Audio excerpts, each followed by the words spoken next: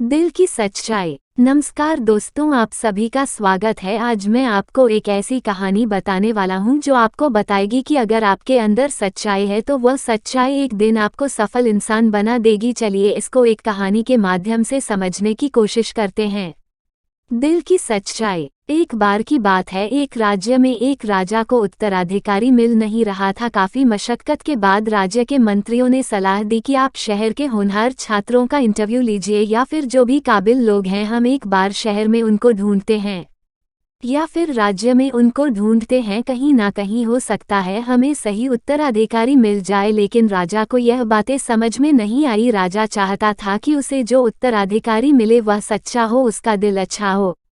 तो उसने यह निर्णय लिया कि वह एक भिखारी के रूप में नगर के बाहर बैठेगा और इसी तरीके से वह परीक्षा लेगा।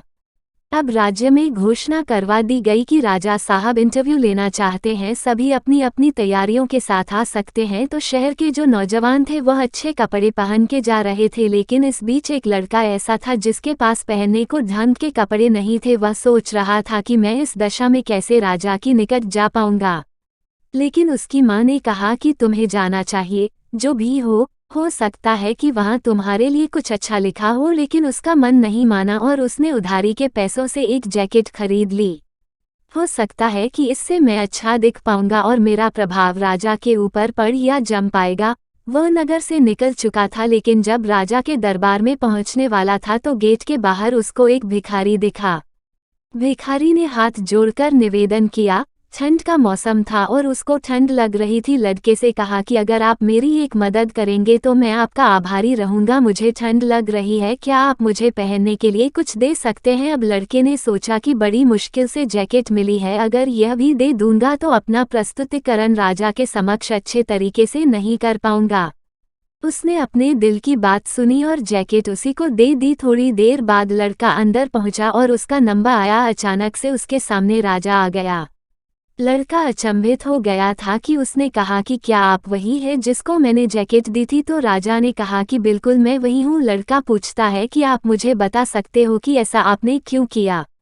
तो राजा बताते हैं कि मैं राज्य के लिए एक उत्तराधिकारी ढूंढना चाहता हूँ और मुझे वो उत्तराधिकारी मिल चुका है। सबसे पहले तो तुमने जो जैकेट दी थी वह तुम वापस ले सकते हो, और जो मैं अपने उत्तराधिकारी में देखना चाहता था वह मैंने तुम्हारे अंदर देख लिया है।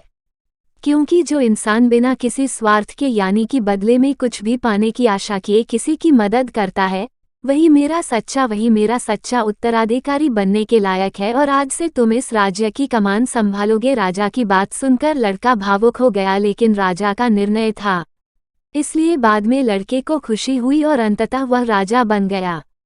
तो इस कहानी से हमें सीख तो यह मिलती है कि दिल अगर सच्चा हो तो कहीं ना कहीं हमारी जो मुराद है वो पूरी होती है, जिससे हमारी जो जिंदगी है वो बेहतर बनती है। क्योंकि अगर हम किसी की मदद बिना किसी स्वार्थ के करते हैं या बदले में कुछ भी पाने की लालसा नहीं है, तो उसका रिटर्न हमें मिले ना मिले, लेकिन अंदर से जो हमें खुशी मिलती है वो हमारे अंदर जीवंतता ला देती है। आशा करता हूँ कि आपको यह कहानी अच्छी लगी होगी और आपने कुछ ना कुछ इस कहानी से जरूर सीखा होगा।